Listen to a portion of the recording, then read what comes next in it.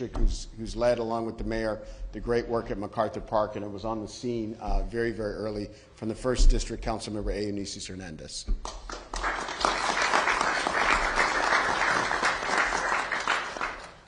This morning, we witnessed the latest escalation in the Trump administration's depraved campaign against our city. The National Guard descended onto MacArthur Park, bringing troops, military weapons and equipment, and armored vehicles to a community park, a community hub, a place where families gather. This happened while summer camp was in session at the park, and instead of playing games with their friends, young children were subjected to having to be ushered into the lower part of one of our buildings as terror was taking place in our community, as they were in a space where United States soldiers were there with weapons here against Americans in the city of LA. MacArthur Park is the Ellis Island of the West Coast. It was chosen as this administration's latest target precisely because of who lives there and what it represents: resilience, diversity, and the American dream. It is no coincidence that the president would target a place that so clearly embodies the values he has spent his time in office trying to destroy. When we invade and surveil our own neighborhoods, when we scapegoat and demonize immigrants, when we disregard due process, we are no longer living under the rule of democracy. We are living under occupation and authoritarianism. The actions from the federal government over the last month do not represent the values of our city or of our country. Sending United States soldiers to intimidate children at camp and señoras at the bus stop is not making anyone safer. Raiding Home Depots is not stopping crime. Tearing families away from their children isn't upholding family values. And let me be clear, the cruelty and the chaos that we see is the point.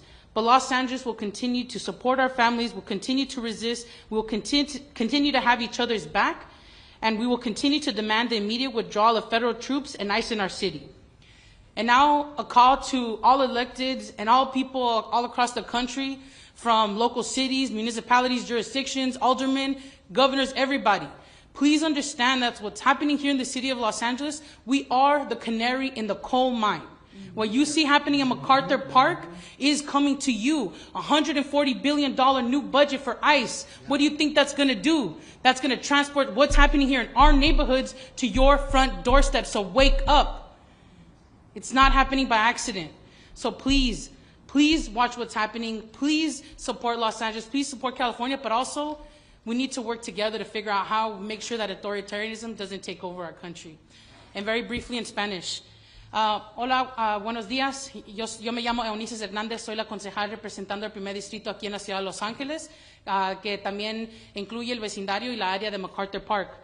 Hoy lo que vimos ocurrir en MacArthur Park fue que agentes federales llegaron en caballos, con trocas militares, con pistolas, a tomar espacio, a crear terror y miedo aquí en nuestra comunidad. No tenemos los números de gente que se han llevado o se han robado. No pensamos que se han llevado gente, pero lo que ocurrió hoy fue una acción para intimidar a nuestra comunidad, para que gente no salga de sus casas. Y ahorita lo que quiero que entiendan la gente es que prepárense, recuérdense sus números, hagan sus planes, cuiden sus hijos, hagan lo que tienen que hacer para mantener sus familias juntas, y nosotros vamos a tratar y figurar cómo podemos apoyar nuestras familias. Y también para agentes y representantes en otras partes del país, entiendan lo que está ocurriendo aquí en nuestra ciudad, que está ocurriendo en MacArthur Park, eso va a llegar muy pronto a ustedes. Más de 140 billones de dólares nuevos en el presupuesto del departamento de ICE. ¿Qué ustedes creen que va a pasar con ese nuevo dinero? Lo que está ocurriendo aquí va a llegar a otras partes. O por favor, abren los ojos y apoyen a sus comunidades para que podamos sobrevivir lo que está ocurriendo. Y le quiero dar muchísimas gracias a nuestro alcalde y también a nuestro presidente del concilio, que han estado trabajando muy duro, hablando con representantes de todo el país para asegurarse que nuestras familias no sean arrebatadas, que no sean impactadas. So, muchísimas gracias por su apoyo. Thank you.